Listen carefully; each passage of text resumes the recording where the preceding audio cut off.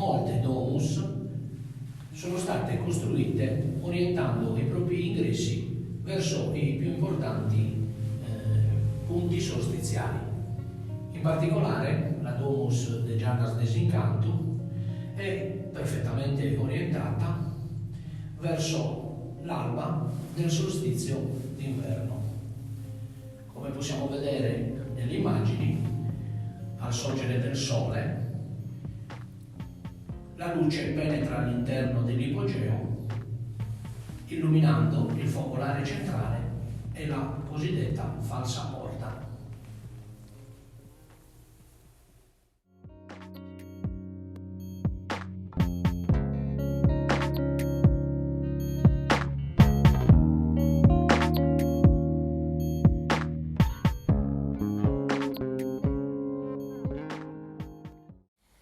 Buongiorno, ci troviamo a Sedilo, in provincia di Oristano, centro Sardegna, e siamo al complesso archeologico di Iloi, un complesso molto importante di età nuragica, e il sole è appena sorto.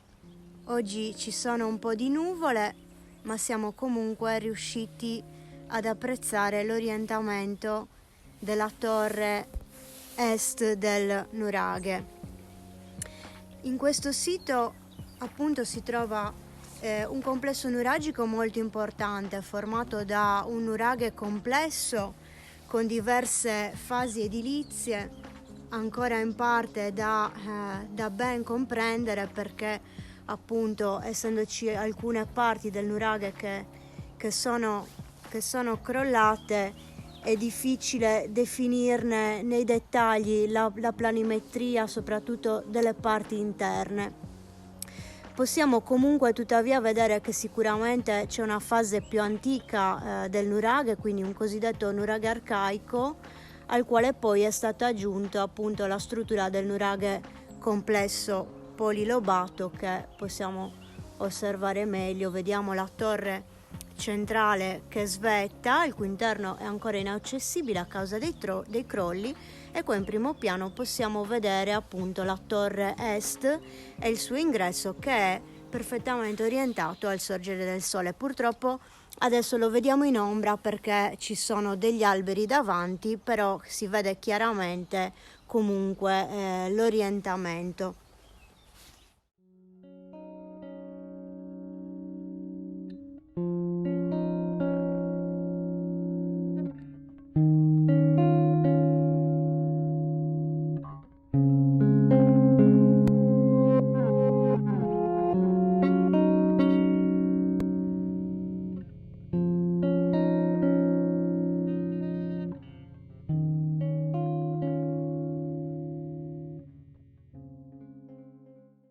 Ecco, qua abbiamo uno degli edifici più rappresentativi del sito, che è una delle cosiddette capanne delle riunioni, ovvero questi edifici che venivano utilizzati per riunirsi.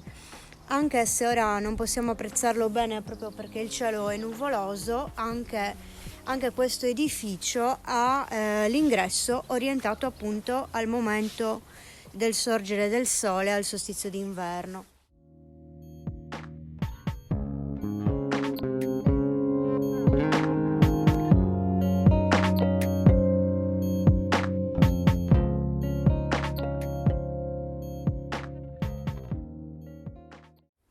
Ecco, adesso entriamo all'interno della torre.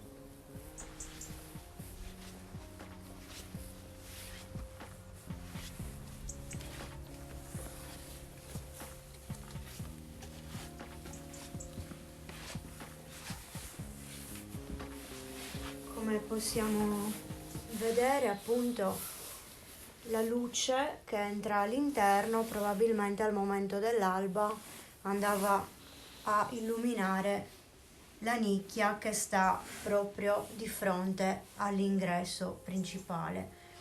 In questa torre, che come abbiamo detto è una torre periferica rispetto al nuraghe polilobato, abbiamo anche un altro elemento interessante, che è questa apertura dotata di scala che conduceva a un bastione che probabilmente collegava la torre, quindi con le altre torri e con il cortile interno.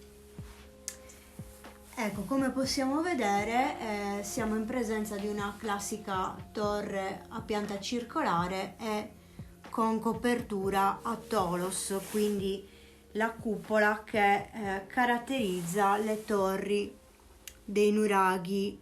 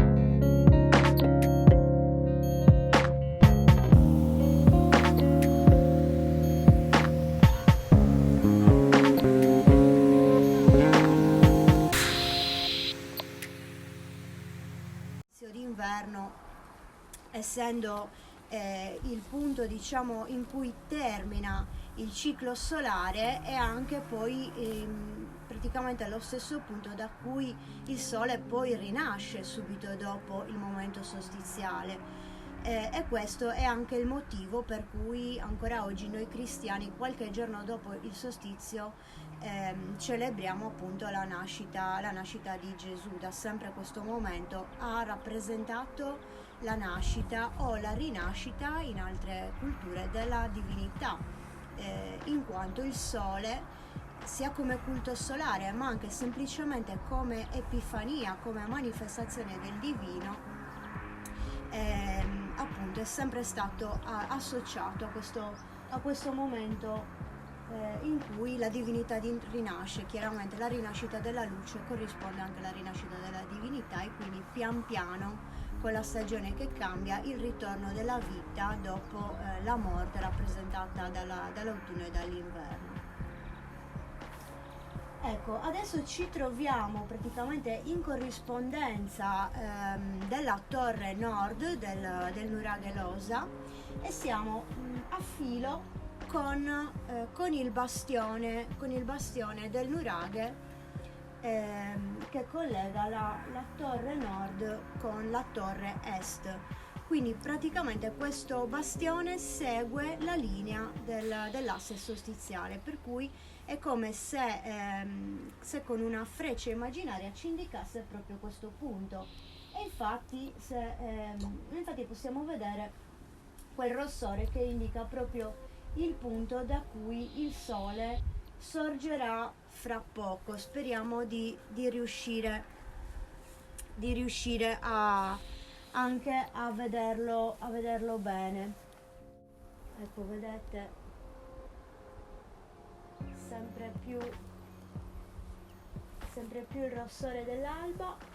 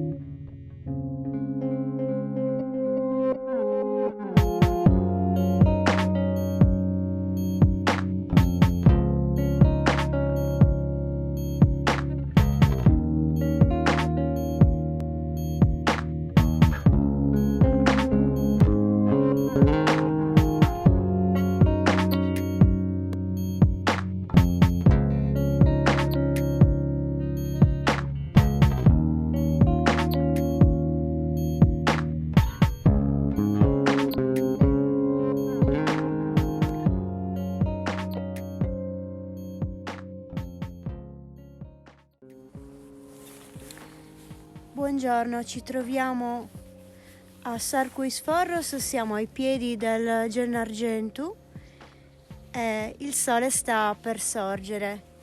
Stiamo aspettando di poter osservare dal vivo questo fenomeno solstiziale e quindi l'orientamento del Tempio Megaron A che stiamo vedendo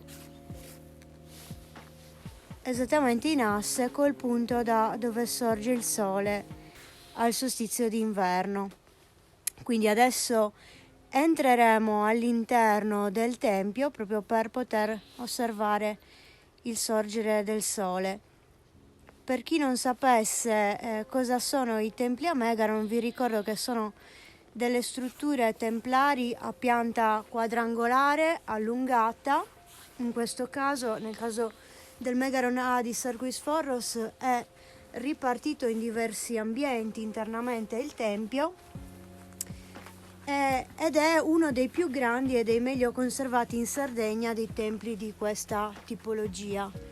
Il sito di Sarquis Forros è un sito molto importante di età nuragica, dove troviamo il più grande e più importante sito dove è testimoniata appunto la produzione metallurgica di età nuragica, quindi anche molto famoso per il rinvenimento delle fornaci di riduzione dei metalli e di diversi forni fusori, oltre che per un'enorme quantità di reperti metallici e per l'importanza anche delle aree sacre, quindi dei suoi 2 templi a Megaron, di cui appunto adesso stiamo osservando il principale, il Tempio A, che appunto è orientato all'alba del solstizio di inverno. Qui ci troviamo all'interno del temenos del tempio, dove troviamo anche la capanna che appunto è inglobata nella muratura del temenos e che invece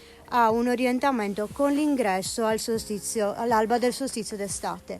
Quindi praticamente le 2 linee longitudinali passanti per gli ingressi di queste 2 strutture templari si incrociano nell'intersezione dei 2 assi solstiziali. Adesso entriamo all'interno del tempio per poter attendere che il sole sorga.